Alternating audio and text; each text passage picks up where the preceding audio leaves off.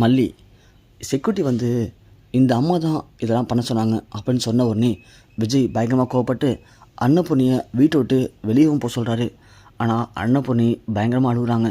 அழுதுட்டு மல்லியை பார்த்து, புள்ள இங்கே பாரு, யார் வேணாலும் என்ன வேணாலும் சொல்லட்டும் புள்ள, ஆனால் சத்தியமாக நான் இதை பண்ணவே இல்லை புள்ள. நான் எப்படி புள்ள உன் வாழ்க்கைக்கு எடுப்பேன் சொல்லு பார்க்கலாம். அப்படியே நான் உன்னை அந்த ஆஃபீஸில் விஜய் தம்பி கூட சேர்த்து வச்சுருந்தாலும் அது எப்படி புள்ள ஃபோட்டோ எடுத்து அந்த ராஜுக்கு அனுப்புவேன்? ஏன் புள்ள, நீ கூட நான் யோசிக்கிறல புள்ள. ஐயோ பெரியம்மா, யோசிக்கிறதுக்கு இங்கே ஒன்றுமே இல்லை பெரியம்மா. இப்போ நீங்கள் இந்த வீட்டில் இருக்க வேணாம். எல்லாரும் உங்களை கடிச்சு கொட்டுறாங்க.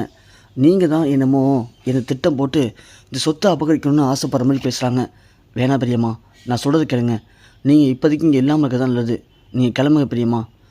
புள்ள இங்கே பாரு, நான் ஒன்று மட்டும் சொல்லிட்டு போகிறேன். அந்த ராஜி மிகப்பெரிய சதிகாரி, அது உனக்கும் தெரியும். அவள் திட்டம் போட்டு தான் புள்ள இப்படிலாம் பண்ணுறா.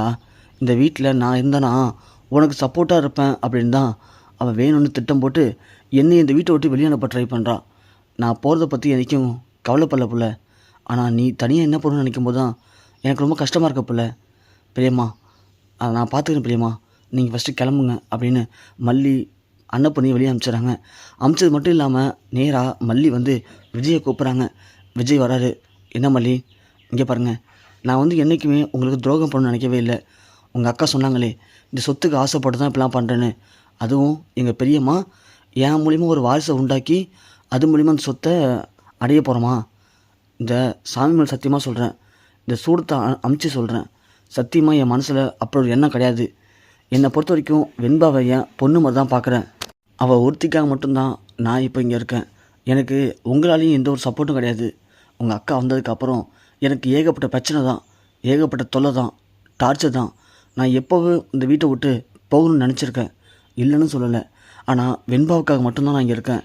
அதுக்காக நான் ஒன்றும் இந்த சொத்தை ஆட்டே போடணும் அடையணும்லாம் ஆசை இல்லைங்க. ஒருவேளை உங்களுக்கு நான் இங்கே இருக்கிறது பிடிக்கலன்னா என் மூஞ்சிக்கு நான் சொல்லிவிடுங்க, நான் கிளம்பி போயிட்டே இருப்பேன். அதுக்காக சும்மா உங்கள் அக்கா சொல்கிற எல்லாத்துக்கும் என்னை சந்தேகப்பட்டிருக்காதீங்க அப்படின்னு மல்லி சொல்லிட்டு போயிடுறாங்க. விஜய் ஒன்று இங்கே செம்ம டென்ஷன் வராரு. இவ ஒரு பக்கம் இப்படி பேசுகிறா, அக்கா ஒரு பக்கம் ஆதாரத்தோட சொல்கிறாங்க. இப்போ நான் என்ன தான் பண்ணுறது அப்படின்னு விஜய் கிளம்பி ஆஃபீஸ் போகிறாரு. இருந்தாலும் மல்லிக்கு இங்கே மனசு கேட்கல. சரின்னு ராஜேஸ்வரி ரூமுக்கு போகிறாங்க. பார்த்தா அப்போ தான் ராஜேஸ்வரியும் ரஞ்சிதாவும் பேசிகிட்டு இருக்காங்க. ராஜிமா, நீங்கள் உண்மையிலேயே வேற லெவல் ராஜிமா. எப்படி ராஜிமா, இந்த வீட்டில் மல்லிக்கு சப்போர்ட்டாக இருந்தது அந்த அன்னப்பொண்ணி தான். அது தெரிஞ்ச உடனே அன்னப்பொண்ணியை செம்மையாக பிளான் பண்ணி இந்த வீட்டை விட்டு அனுப்பிட்டீங்க. இனி அன்னப்பொண்ணு இந்த வீட்டுக்குள்ளே வரதுக்கு வாய்ப்பே இல்லை. இனி மல்லி மட்டும்தான். ஸோ இந்த மல்லியை ஈஸியாக காலி பண்ணிடலாம்ல? ஆமாம் ரஞ்சிதா, அதுக்காக தான் மல்லியுடைய மொத்த சப்போர்ட்டை காலி பண்ணேன். இப்போது விஜய் நம்ம கூட இருக்கான். அப்போது மல்லி நாம் யோசிச்சுப்பார். இனி நான் போடுற பாலில் மல்லி அவளாவே இனிமே நான் இந்த வீட்டில் இருக்க மாட்டேன், எனக்கு இந்த வீடும் வேணாம் வெண்பா வேணான்னு அவளாவே தழுதழிச்சு ஓட போகிறாப்பாரு அப்படின்னு சொல்லும்போது மல்லி உள்ளே வராங்க.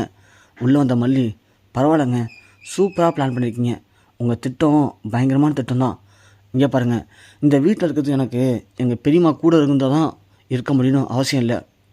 நான் இந்த வீட்டில் இருக்கணும்னு முடிவு பண்ணிட்டாலே போதும். என்னை யாராலும் இந்த வீட்டை விட்டு வெளியே அனுப்ப முடியாது. இப்போ வரைக்கும் நான் வெண்பாவுக்காக மட்டும்தான் இந்த வீட்டில் இருக்கேன். ஆனால் நீங்கள் என்ன தப்பாக புரிஞ்சுட்ருக்கீங்க. திரும்பவும் சொல்கிறேன், தேவையில்லாமல் என்ன பிரச்சனை பண்ணாதீங்க. நான் வெண்பாவை பார்த்துக்கணும், அந்த ஒரு காரணத்தை மட்டும் இங்கே இருக்கேன். நீங்கள் நினைக்கிற மாதிரி நான் அப்படி கிடையாது அப்படின்னு மல்லி சொல்ல, போதும் நிப்பாட்ரி, இப்போ என்ன? ஆமாம், நாங்கள் தான் பண்ணோம் எல்லாத்தையும். இப்போ அதனால் என்ன ஆகப்போகுது? ஒன்றும் ஆகாது, புரியுதா? ஒரு நாள் என்ன பண்ண முடியுமோ பண்ணிக்கோ. ஆனால் நாங்கள் பண்ணுறத பண்ணிட்டு தான் இருப்போம். உனக்கு இதெல்லாம் புதுசாக இருக்குது, இதெல்லாம் தாங்கிக்க முடியல, சகிச்சிக்க முடியல அப்படின்னா நீயாவே சொல்லிக்கொள்ளாமல் உன் பேகை தூக்கிட்டு இந்த வீட்டை விட்டு ஓடிடு. இல்லையா ஒன்றையும் இதே மாதிரி தான் உங்கள் பெரியம்மா மாதிரி அசிங்கப்படுத்தி தான் இந்த வீட்டை விட்டு அனுப்ப போகிறேன். ஸோ வந்துட்டு முன்னாடியே சொல்லிட்டேன் அப்படின்னு ராஜி சொல்லிட்டு கிளம்பிடுறாங்க. இங்கே மல்லிக்கு என்ன பண்ணுன்னு தெரில. சரின்னு மல்லி யோசிக்கிறாங்க. இந்த பிரச்சனைக்கெலாம் காரணம் செக்யூரிட்டி தான்.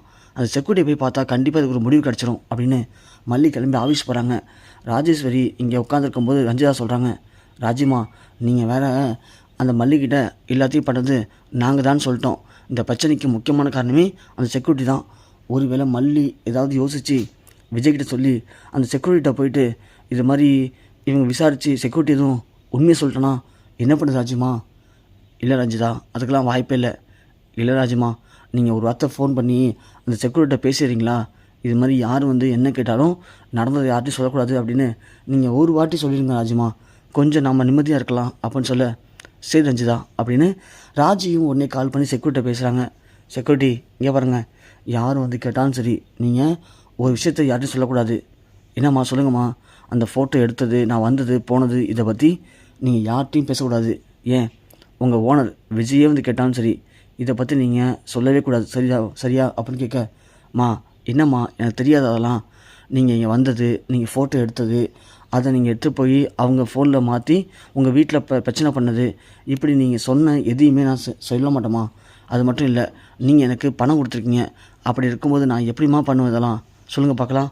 நீங்கள் ஒன்றும் பயப்படாதீங்கம்மா, கண்டிப்பாக என்னால் உங்களுக்கு எந்த ஒரு ஆபத்தும் வராது அப்படின்னு செக்யூரிட்டி இங்கே ராஜுக்கிட்ட பேசின எல்லாத்தையுமே நம்ம மல்லி டக்குன்னு ஒரு வீடியோவாக எடுத்துடுறாங்க. ஏன்னா மல்லி ஆஃபீஸுக்கு வந்து செக்யூரிட்டியை பார்த்து பேசலான்னு வரும்போது தான் கரெக்டாக இந்த செக்யூரிட்டிக்கு ராஜி கால் பண்ணியிருக்காங்க. ஸோ மல்லிக்கு அப்போ தான் எல்லாம் புரியுது, செக்யூரிட்டிக்கிட்ட காசு கொடுத்து தான் ராஜி இதெல்லாம் பண்ணியிருக்காங்க அப்படின்னு. நேராக விஜய்கிட்ட போகிறாங்க மல்லி. விஜய் ரூம் போனதும் விஜய் ஒன்று, மல்லி நீ எதுக்கு இப்போ இங்கே வந்த, எதுக்காக என்ன வேணும் அப்படின்னு கேட்க, ஏங்க திரும்பவும் எங்கள் பெரியம்மா வந்து என்ன உள்ளே விட்டு கதவை மூடிட்டு அதை ஃபோட்டோவோ வீடியோவோ எடுத்து உங்கள் அக்காவை காமிச்சிட்டோம்னா பிரச்சனை ஒன்று பயப்படுறீங்களா? ஐயோ மல்லி அதெல்லாம் ஒன்றும் இல்லை, இங்கே பாருங்கள் போதுங்க, உங்கள் அக்கா எது சொன்னாலும் நீங்கள் அப்படியே நம்புவீங்க, பரவாயில்ல நல்லது தான், ஆனால் எது உண்மை எது பொய்ன்னு கொஞ்சமாவது யோசிச்சு பாருங்கள். நான் திரும்பவும் சொல்கிறேன், உங்களுக்கு நான் அந்த வீட்டில் இருக்கிறது பிடிக்கலனா நேரடியாக சொல்லிவிடுங்க, நான் கிளம்பி போயிட்டே இருக்கேன். மல்லி இப்போ உனக்கு என்ன பிரச்சனை, எதுக்கு இப்போ பிரச்சனை பண்ணி வந்திருக்கியா? இல்லைங்க, பிரச்சனையை முடிக்க தான் நான் வந்திருக்கேன், எனக்கு என்றைக்குமே பிரச்சனை பண்ணணும்னு ஆசையே இல்லை, எனக்கு தான் 1008 பிரச்சனை வரும், ஆனால் வந்தாலும் கடவுள் கடைசி வரைக்கும் என்னை கைவிடாமல் காப்பாற்றுறாரு, அந்த நம்பிக்கையில் தான் இப்போயும் இங்கே வந்தேன், ஆனால் வந்ததுக்கு தான் எனக்கு இப்போ ஒரு பதில் கிடச்சிருக்கு.